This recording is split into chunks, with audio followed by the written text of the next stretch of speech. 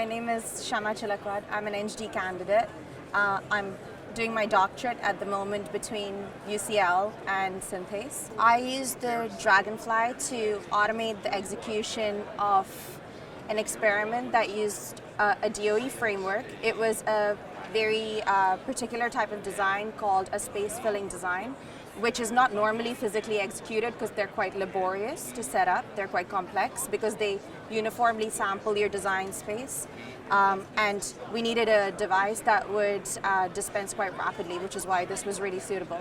With this particular type of experiment, we used the Antha software to generate our workflows and to get a file that would then be fed into the dragonfly. And that file basically translates the almost 21,000 liquid handling instructions that were needed for this experiment.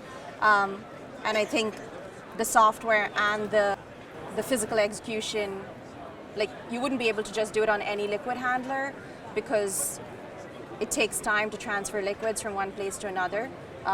This worked really well because it was very, very quick in setting up all these reactions. So I think we did the entire experiment in a day, so it was an 8-hour experiment. It consisted of almost 3,500 reactions, which is massive. But the liquid handling time itself was 2 hours and 15 minutes, and the rest of the time was spent in the plate reader because that's how I measured my signal. So the choice of liquid handler was definitely quite critical.